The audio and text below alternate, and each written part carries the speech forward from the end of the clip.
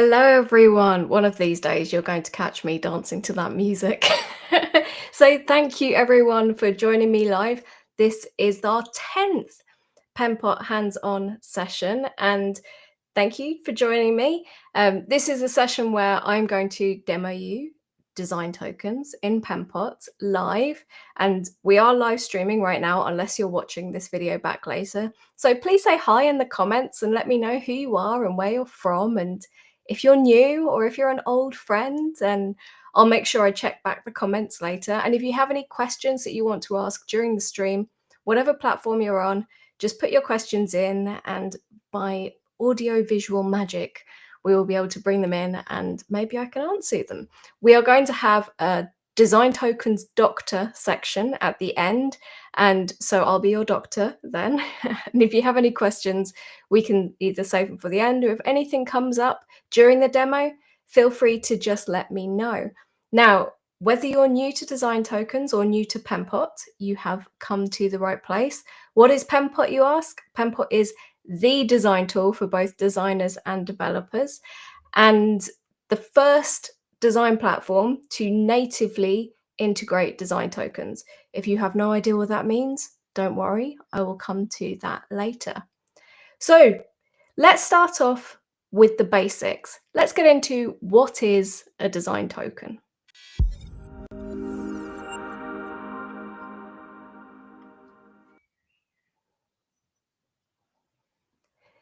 So you're probably already using something a lot like design tokens in your work. Let's take this very simple card design, for example. It is deceptively detailed.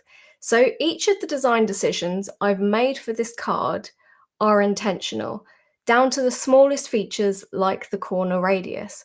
So this corner radius, I've used 10 for the outer corner radius, and also the same for the button, and 5 for the corner radius on the inside of this image. For the spacing, it's a similar message. Don't use arrow keys, Laura. Gone out of sequence. There we go. Use the button you made, Laura. Okay, so for spacing, it is a similar situation. We have this vertical rhythm continually repeated throughout the design. So I've used, for the padding and the gaps, I've used 15 for this bigger padding. I've used 15 again. I've used 10 for some of the gaps, and I've used 5 for the smallest possible spacing in between. And these are multiples of 5 that I'm using for my design elements, and that helps maintain a rhythm throughout the design. And the colors are intentional design decisions too. I've checked the contrast between the foreground text and the background to make sure that they're accessible. And I've used the same color for the button text as I have for the icon here. And so all of these small design decisions can be stored as design tokens. So you might have stored colors in a color palette before. You might have saved a number as a variable so you can reuse it over and over again in your design. You might just store these numbers in your head. But this is what design tokens are. A design token is just a value with a name. So let's start with this sort of turquoise gray color I've used for the text here. Gray is the dominant color and turquoise is the tint color. You could call it green gray, but I went to art school, so I have to be pretentious. And so this text color is the design token. And so the hex color code, this 3F5252, that's the design token value. And turquoise gray is the name of the design token. And we can do the same for all of the other colors as well. We can save these colors for reuse across our design, other aspects of our design outside of this component. We can reuse them again and again and again without having to redefine them every time. When it comes to design tokens with number values, we might want to name them a bit differently. So we have 2 different values for our radiuses. We have 10 and we have 5. And so this works well as radius big and radius small. So radius big is the name of the token, radius small is the name of the token, and 10 and 5 are the values of these tokens. And because we've got two of the same value, we can just use that same token for both the card and for the button as well. So that's one of the benefits of design tokens, is reusing those values over and over again. And we can do the same for the tokens for spacing. So we have all of these different values here, but with these repeated values for 5, 10, and 15, we can have spacing large, spacing small, and spacing medium, and use those over and over again throughout our design. And together that becomes a really neat set of design tokens that we can use to express the whole of the design. So we've even added documentation in a way just by naming those tokens. The rest of our team or our later future selves have a better idea of what we're using those tokens for. That makes communication much easier. Isn't it so much easier when you're saying to someone, oh, I think we need to make the radius small a few values bigger, rather than having to say, oh, you know, the radius that you use on this particular component, well, that needs to be a bit bigger. We've got this shared language that we can use throughout our team. So how do we add these tokens in Penpot? Well, I'm already in Penpot, but I'm going to just jump to a different tab. So this is our design here. And in the tokens tab that's now in Penpot, I have some tokens already set up that we mentioned before, but I'm going to add a new one.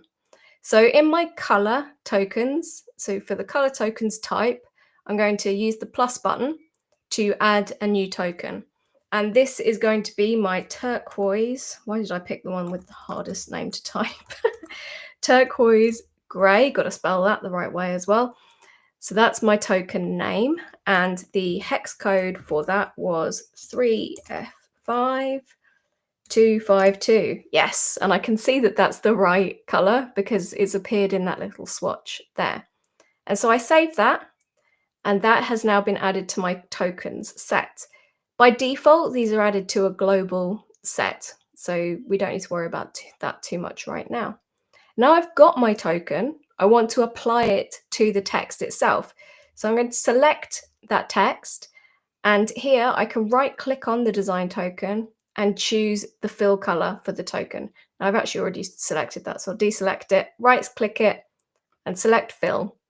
And that token is now being applied to this text. And I can tell that it's applied to the text because it is highlighted in the tokens panel here. If you right click it, the token, of course, because it's a color type token, we can also see we have the option to either apply it to the fill or to the stroke of that layer. So I've applied all of these design tokens to the design already. You can see in here I've already got my radius big, my radius small, and my spacing. If I select the card there, you can see it has the off-white background color and the spacing large padding on there. If I right click, you can see it's being applied to both the gaps and the padding on this overall card container. A quick word on the dots in these tokens. So design tokens in Penpot use the design tokens draft standard.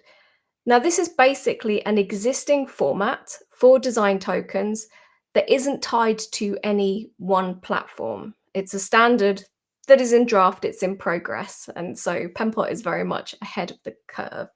And Penpot's design tokens were built with the help of the experts from Tokens Studio. And this means that any design tokens that you build in Penpot can be used anywhere else that supports design tokens. It's totally platform agnostic. And one of the conventions that design tokens, title case, proper noun, uses is that dot separators. And that helps you create hierarchy in your tokens. So it's creating a sort of grouping structure. So for example, with radius.small, this is a small token belonging to the radius group. In spacing.medium, this is a medium token belonging to the spacing group. You don't have to name your tokens in this way. You have to use dots, but you don't have to use these kinds of names, including the types. You can name them however you like. There are some conventions kind of emerging, but you can choose what is best for you and your team. These are documentation, And so you want to do something that everyone on your team understands and finds easy to use. Now, anyway, what if I want to update my design? So here I've actually on spacing.large, if I go to edit the token, I've made it so the value is 30. So I've got a lot more roomier design going on here.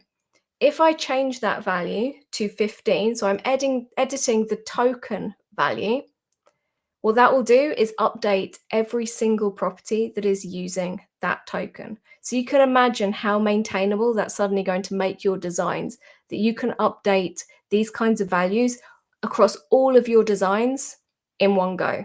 So it makes it a lot easier that way.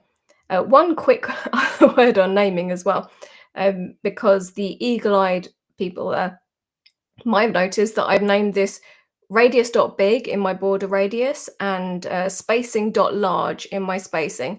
I probably want to unify on a more consistent naming situation than using both big and large. Pick big or large. Choose one, Laura.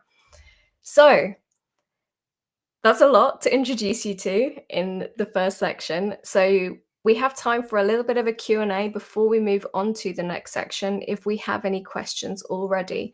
Right, I'm going to read, this is very small on my screen, so watch out while I squint. Hi, what is the difference between the colors in the local library and color tokens? Excellent question. So the colors in the local library are just Penpot colors. The color palette is still an incredibly helpful thing to have, and you can display it here. You can see I've actually got some colors already in my palettes here, and these are what are created and used in the assets panel. Now, if you've already created a color library in Penpot and you want to convert those into tokens, there is a plugin available in the Penpot Hub. If you search Penpot Hub or Penpot plugins, you'll be able to find the plugin that helps you convert your colors into tokens. Now, you can still use colors and they can be very useful sharing with your team across your libraries in your designs.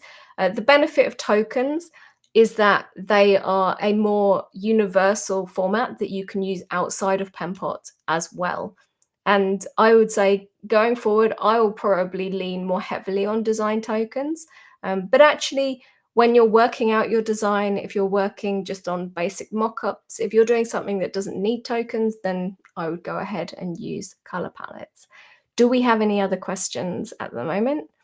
Remember that you can always ask questions across any of the platforms you're watching this on live. I mean, even if you're not watching it live and you ask a question, I'll do my best to come back later and make sure I respond. Oh, can we integrate it with WordPress? Now, yes, you could, in that you can integrate it theoretically with any kind of web framework. Maybe I will jump into that in a little bit more detail later when I talk more about how you can use tokens in part of the development process. For now, let's move on to the different types of design tokens.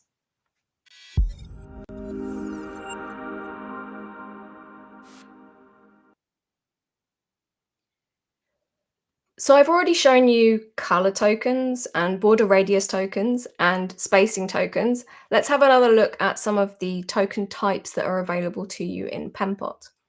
So here we also have dimensions tokens. Now this is a really powerful token type because you can apply it to near enough any number value. So that could be your positioning, your width, your height, your padding, your margins, your max width, max height, min height, and your border radiuses as well. So this is really useful if you want to use a value consistently across all of those different types. We have opacity tokens here for the opacity of your layers. We have rotation tokens for the angles of your objects. We have sizing tokens, so that's for widths and heights, including min and max widths and heights. Think breakpoints. And we have stroke width for the thickness of your borders and your lines. And different tokens work with different properties. So for example, with this card selected, if I go to the radius token and right click it, I have the option to apply that radius to every radius or to the top left, top right, bottom left, bottom right. Whereas with the same card selected, if I right click on the spacing medium, I can apply that to the gaps or the paddings or the margins. And so different tokens can be applied to different properties in your selected layers. Now, before I jump into a different demo and we go into a bit more detail on creating and naming tokens, do we have any more questions? Can we control different color schemes via tokens? Oh, yes, we can. And you're very much getting ahead of me. And I will show you that in just a minute. And so we'll be coming to that. This is great. Your questions are anticipating my demo. That is the absolute dream. So how about we move on to creating and naming design tokens?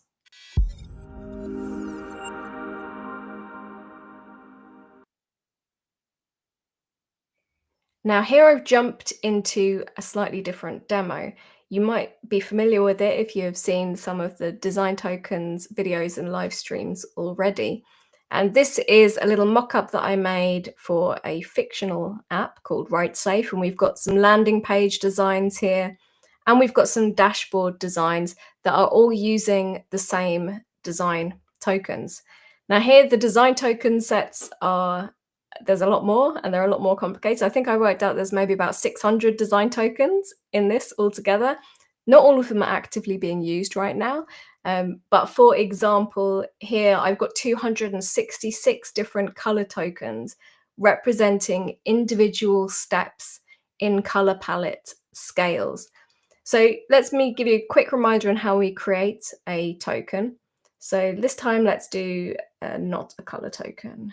So not that it really makes a difference, but in the creating of them. Say I went to create a spacing token and I would enter the name of my spacing token. So I might, let's do t-shirt sizes. I could call it something like spacing dot large or spacing dot small or spacing dot xxxl, something like that if I wanted. And I could add a value of say 40. And I can also add a description for my design token here that will be included if I export the design tokens. That is something that I will come to later. Now, the way that I've grouped these design tokens is in sets. Now, sets are just grouping for tokens. You can use sets however you like. You can name them whatever you like. I've called this basic set foundations. It could be global, it could be all.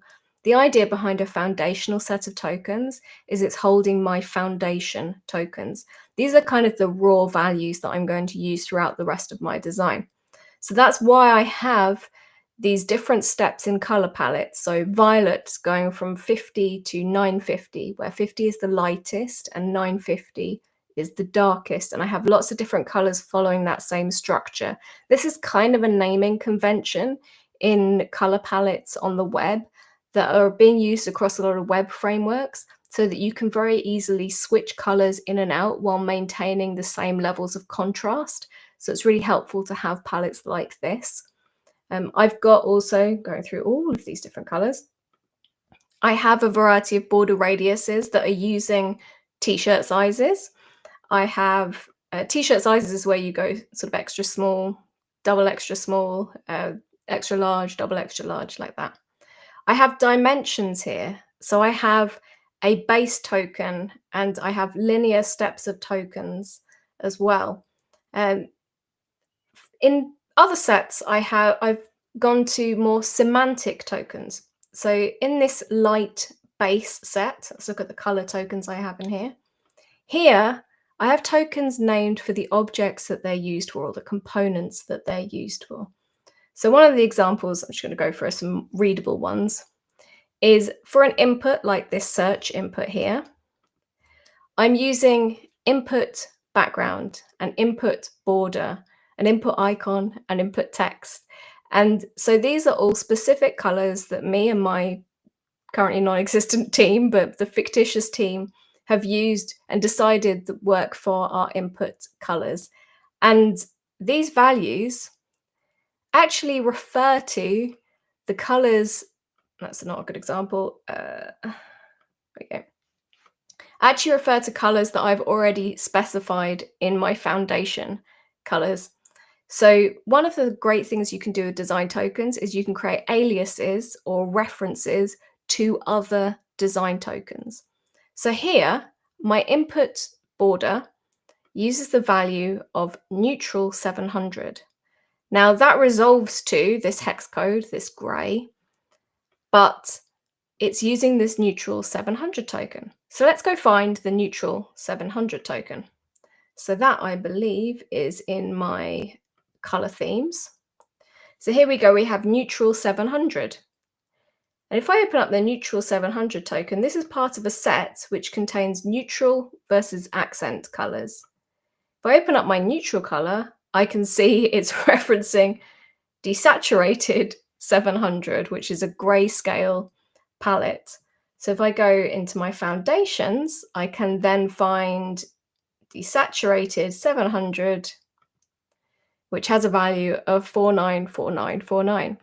Now, if I was to change this value here, it would change for all of those different tokens that reference this desaturated 700 token. It will bubble throughout the whole of the design.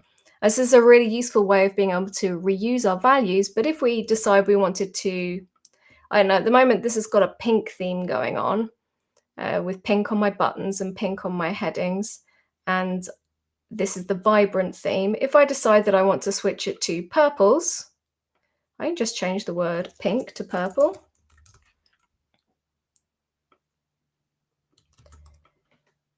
Do some copy pasting.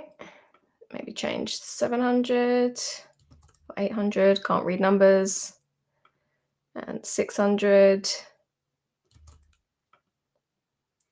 and 500. And you should start noticing that the colors in my demo are changing no matter what the property they're being used for, whether it's a button, whether it's text, whether it's a border. All of the colors have now changed to purple, but they're still maintaining that same color contrast, the lightness, darkness scale that I've got there as well.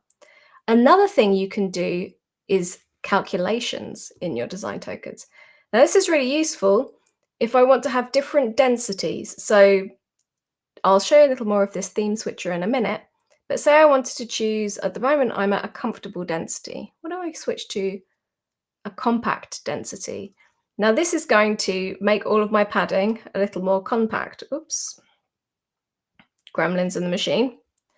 Or if I choose a more spacious one, there we go, it makes my padding a lot more spacious. How am I doing this? Well, it's because the values that I've got for my, now they're in the foundations, I have these dimension values here. In the dimensions, remember where you put them. There we go, spacing set, that's it. I have these spacing values that I'm using across my design. And what these reference is a linear scale of spacing multiplied by this mysterious density token. Now, what this density token does is whether I have the compact set enabled or the comfortable set enabled or the spacious set enabled, I have the token by the same name in each of these sets. But in each set, they have a different value. So the compact density is 0.5, the comfortable density is 1, and the spacious density is 1.5. And so when I switch between these different modes, I guess they are, the spacing value changes accordingly. So this is giving me a lot more power beyond just having reusable values. I can also do much cleverer things like references and aliases.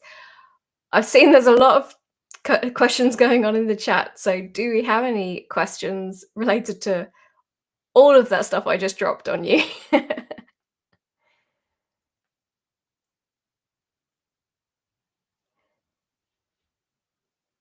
Is there any way to apply tokens without right-clicking? No, and there's a reason why it's enabled this way.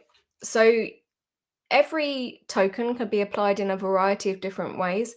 And so, yes, technically you could select an object and just press a token, but that will apply it in the most general way. It won't necessarily know where to apply it. It works very well if you're doing sizing or fill color, or something like that.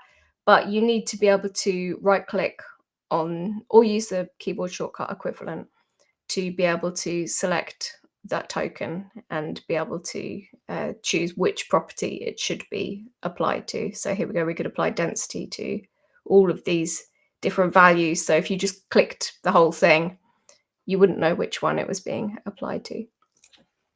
Do we have any other questions? Okay, so let's get into using design tokens.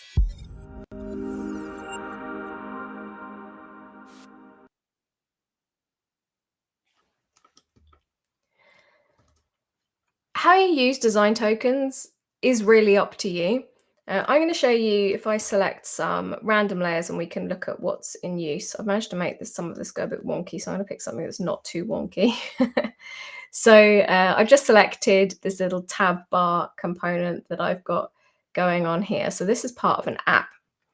That's not even in there. Okay, so go for the heading component. So here I've applied app.header.background. We would call this a component token because it is specifically for the app header. And this is a conventional way of naming the tokens, putting the component name at the beginning so that you can create tokens that are specific to those components. And it also has the header border applied. And if I look at these tokens, these are again using the accent colors that I have referred to in my muted and vibrant sets here. When you should be creating design tokens is kind of up to you. You could be one of those people that likes to be very organized from the beginning. You're one of those people like me that likes to label your layers as you go along and make sure everything is like really well annotated and documented, and maybe that's your way of working. If you're working in a team, it might be more useful to agree upon how you name your tokens. It might be worth either, if you're working with existing designs, going through and identifying patterns that make sense for tokens for all of you, because you need to all be able to know where to look for the tokens, what names you're calling things conventionally. Is it large or is it big? These kinds of important things that if you know the answer, it really helps. Whereas if you have to work it out or look it up, it makes it less convenient as well. And you might already have some established defaults and common practices in your work that works for you. You might want to sort of start coming up with the colors from the beginning, check the contrasts and start making tokens at that point. You might want to just start throwing stuff down on a canvas and then work it all out later. One of the best aspects of design tokens is how useful they are for developers as well. So one, these are repeated rules, and so they work really well with code. Developers love things where you can set a value and refer to that value or variable over and over again. That's really helpful. They're also built-in documentation. By naming our tokens in this way, we're already starting to document things and ensuring that things work consistently across our designs. And you also have the option to add a description into your token, which when you export that token will be visible as well. So this is the other aspect of design tokens that is very helpful. You can export them as JSON files. And this is what a JSON file looks like. Now, excuse the lack of syntax highlighting. I just opened this in the browser and zoomed in. But these are the values that I exported from that card design. So this design at the very beginning. And so these values you can see here, it's quite readable as code goes. We have our small radius, and there's the value, and there's the type of the design token, and there's the description. So if you're a developer, you'll be familiar with JSON already, and you'll be able to see how easy this is to work with. But design tokens are also supported by a wide variety of web frameworks already. So you'll have ways of being able to use them as CSS variables, as however else if you want to do inline colors and stuff like that. If you're a JavaScript in HTML kind of person, that is your cross to bear. So you can say I want to export the tokens for this card. I would go to Tools and I would select Export. Likewise, if you are already working with design tokens in your design process, you can import your existing design tokens into Penpot using the import button here. And if you want to export the tokens that you're working with on a Penpot project and import them again, you can do that. If you want to use the same tokens across multiple projects, that's another way of you doing that too, if you're already a design tokens kind of pioneer. Do we have any? I feel like I'm dropping a lot of information in every section, so I bet there's a bunch of questions. Do we have any questions? Can you do strange, odd spacing on densities, or will it always be equal across the edges of components? I'm trying to visualize what you're saying there, Errol. So if you do you want to do different densities across different components? Yes, you could. I probably wouldn't do it in the same way that I've got in the setup here. And so here I'm really setting it so that the density can be switched between depending on the theme. But what you could do is, like I have different sets for a site and an app here, you could have component-based density. So you could have a density that is, say, applied to a button, and the button has a token that is button spacing, and the button spacing has a it'd be helpful if I show this rather than just doing it. If I had a button here and I wanted to add some button spacing, and I would call it button.spacing.large, and it might be density. Now you can tell this is a reference because it's in curly brackets, multiplied by whatever our linear spacing is. And so it would be resolved to 48. And so you could, rather than making this per theme, you could make it specific to each individual component. I hope that answers the question. If not, ask another question and I'll try again. Do we have any other questions? Can we move Figma variables to Penpot tokens? Now, I'm willing to bet there is somebody sitting in the comments that can give you a better answer to this. I'm pretty sure there are plugins that allow you to transform variables into design tokens, which you can then import into Penpot. I am sure that there are ways of doing that. So yes, I imagine so. I haven't done it myself, not being a Figma user myself.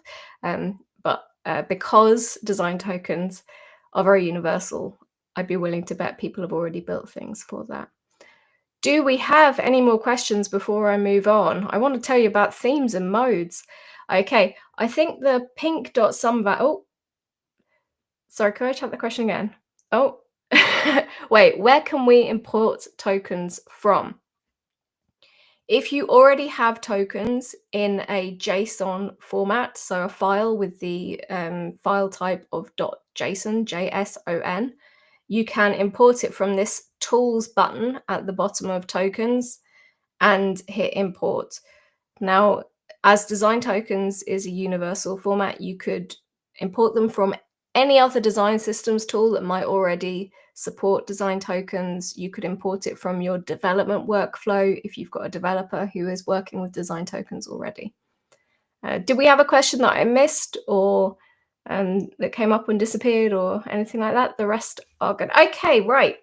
So let's move on to something that you're probably all looking forward to, which is using design tokens for themes and modes.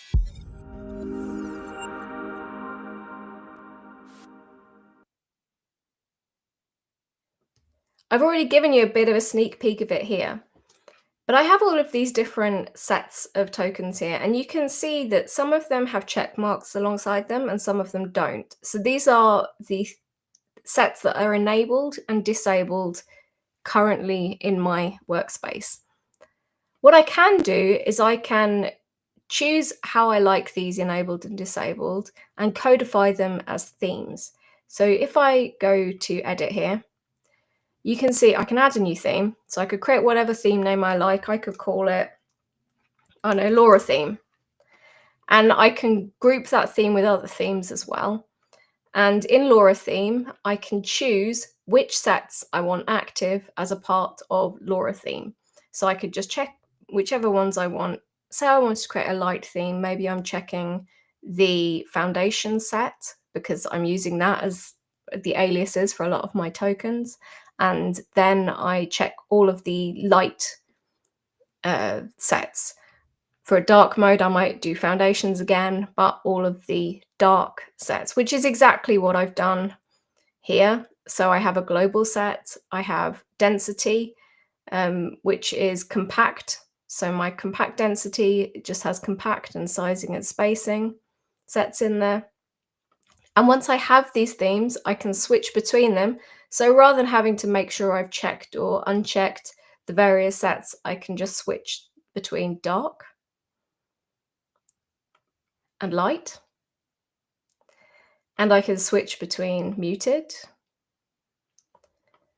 and vibrant. And so you can create, I showed you density already, you can switch between these themes very easily. You don't have to use light and dark. You could use any kind of theme. It could be different types of branding. It could be whatever your imagination can come up with. This is quite a complicated example because I've tried to throw in as many different options as I could in one demo. But you could just use it for just the light and dark mode. You could just use it for, say, wireframe style, looking at your mockups versus more detailed version of looking at your mockups. You can do quite clever things with these. Basically, these are just ways of grouping and enabling and disabling your design tokens, and you can do with that whatever you can dream of. I'm just having a look at if I've forgotten to tell you anything, because I'm very excited to tell you about the next thing. So let's do a really quick Q&A if we can, because I really want to get to the next bit. So do we have any questions? This is a reminder that if you do have any questions, you can just ask them on the platform that you are watching this on. And if you're not watching live, I will try to get back to you later. So I have a treat for you, and that is that I have created a design token starter kit for you to work with, because it can take a while to create a lot of tokens like this, particularly if we're looking at foundation tokens. And so I've created a set which should shortly be available on the Penpot Hub. I will put it in the Penpot community as soon as the stream is over, so you can go over there and grab it. And it looks like this. So I have, and you can see in my different pages, I have a foundations page, and this tells you what foundations tokens I have. Now, in these foundation tokens, I have a whole bunch of color themes, and you can see these in use here. So I have color palettes for neutral colors, so black, white, green, gray, not turquoise gray. I have browns and pinks. I have saturated colors for you to use as well, a whole variety of those too. And I have got into more complicated tokens when it comes to, I've got density, I have different themes, I have light and dark mode, and I have sizing and I have spacing. So if we go into the pages here, let me show you a little bit of that. So I have some breakpoints tokens that you can use to resize your boards or your containers or your components. I have dimensions here, and each board will explain how you can use these, but these are for the a linear scale. You can have these ones for your opacity, for your radius, for your rotation, and different stroke widths. I've tried to be consistent with the naming throughout as well. The density, as I explained to you before, this is mostly just a very simple calculation, so there's not a very complicated explanation here. For spacing and sizing, I have tokens for the different whether you want a fixed spacing or whether you want spacing to scale with density as well, and the same for sizing too. And you can change the color themes if you want to try these out to see how the light and dark modes work in there too. So we can switch between muted and vibrant again. So these are basically the same tokens that I use in the Write Safe demo, but I've tried to make them a little more universal and useful for a wider range of designs. And what you can do with this set is you can use this file itself as your starting point, or you can export the tokens from this file and import them into your Penpot file so that you just end up with everything that's in the tokens panel here without any of the pages getting in your way.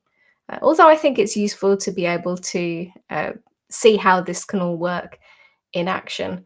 And so, for example, if I want to switch between color themes, you can see how it switches between muted and vibrant, because the muted tokens, the accent color is this neutral gray, what color gray is it? Pink gray, as I called it, whereas the accent color is blue. But in the vibrant color theme, the neutral color is brown gray, and the accent color is different blue. Now, the way that these sets work, having multiple tokens by the same name, is that the lower down the stack, sort of the stack of these sets, and if the set is enabled, the lowest token will be applied. So that if you have a lot of tokens by the same name and you want to override other tokens, you can do it that way as well. Do we have any questions related to the starter kit that I created? This file will be available later in the Penpot community and soon enough on the Penpot Hub.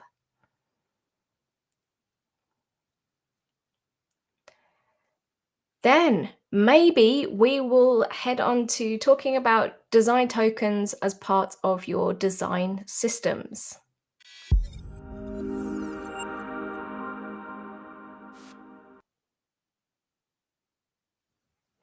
So heading back to this Write Safe example here, if you've already worked with Penpot, you'll be aware that we have this assets panel.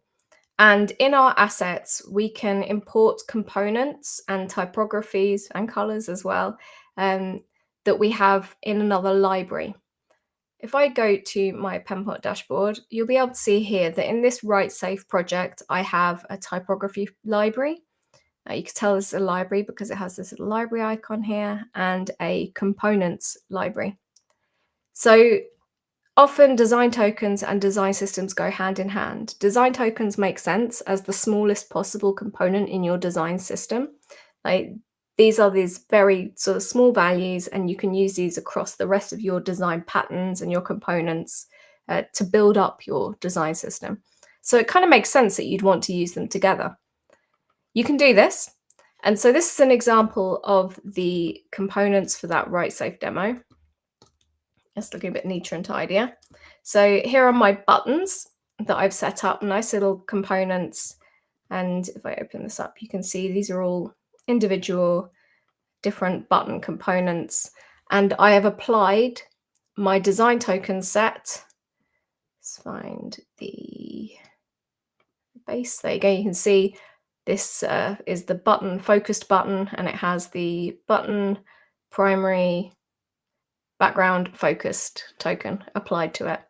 So you can use tokens inside of your libraries, and then when you go to the working file, the tokens that are used in your components will be applied in your working file. So you don't always need to have the tokens in your working file if you're using them in your library. A quick reminder on libraries, if you go to the Assets tab and Manage Library, you have the option to publish or unpublish your current file as a library that is available to use by everyone in your team on whichever project you're using.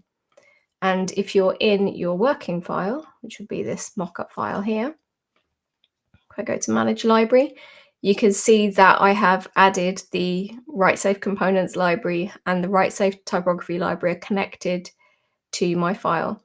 So when I've done this, I could just have my components in that library file and have the tokens in that library file. I don't even need tokens in here because I'm just laying out components, and so I have no need for tokens.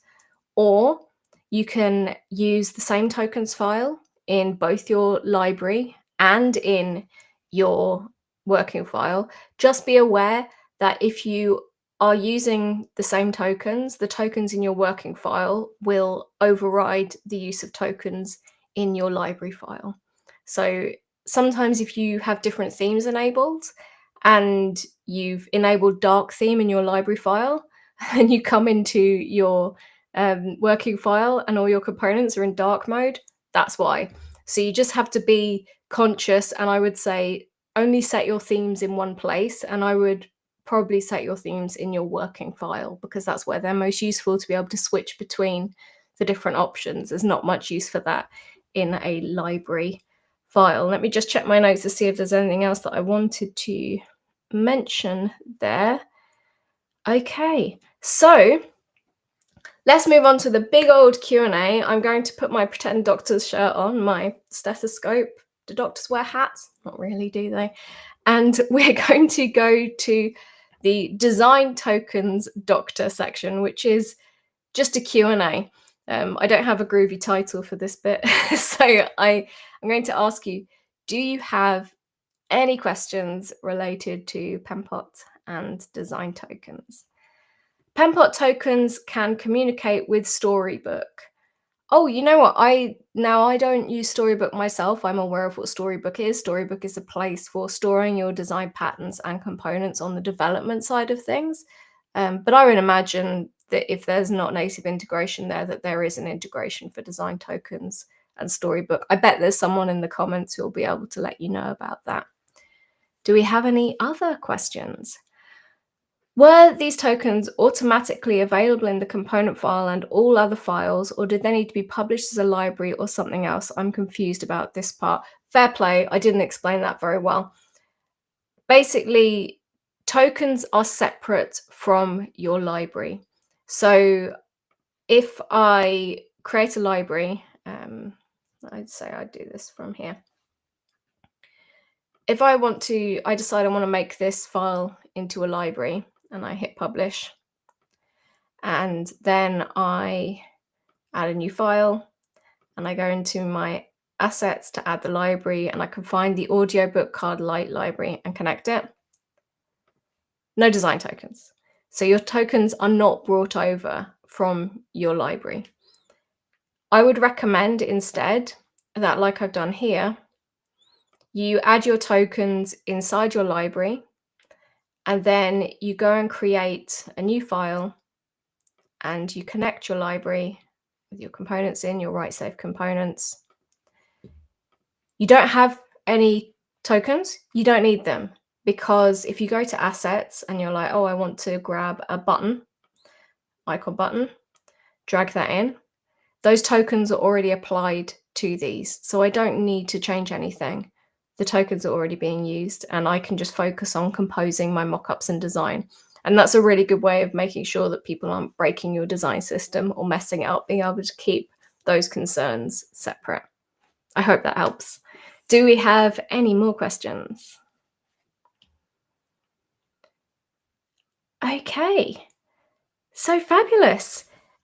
Thank you so much, everyone, for joining me here today. If you want to get the latest updates about Penpot, you can subscribe on wherever you are watching this or across all of the various social channels. And of course, inside Penpot itself, if you sign up for Penpot, it's free at penpot.app. You can get updates about all of the new cool stuff that is available in Penpot. Whenever there's an update, it shows up inside Penpot. It's very helpful and helps keep you up to date with what's going on. And of course, we have the Penpot community as well, which is a great space for sharing anything about Penpot, but also your work and how you're trying to work with Penpot. There's some great lively discussions in there too. The next hands-on will be in June, Now, I think I have an idea of what it's going to be about, but if you do have any suggestions for me, any requests, anything you want to understand a little bit better, please do let me know in the Penpot community. I'd love to hear your ideas, like anything you're struggling with, any examples you'd like to see, just let me know. We have, very excitingly, a community event in London in a couple of weeks' time. That's May 13th. That's in just under 2 weeks. And we'll have folks from Penpot and from Token Studio there giving keynotes. There will be food and drink, and it will be completely free. And I will be there as well. And so I will be hosting, and I'll be happy to give you in-person demos there. I'll make sure I have my laptop with me, if you have any requests. So please let us know if you want to join us. Follow that link. There are limited spots available because it is free, but it'd be really cool to hang out with you in London. I'm looking forward to a trip over there. And we have Penpot Fest early bird tickets now available. So let's find out a little bit more about Penpot Fest.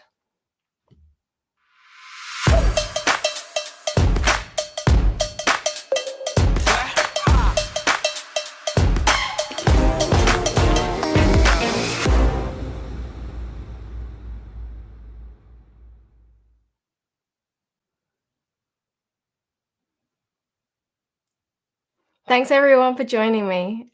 I'll see you all next time.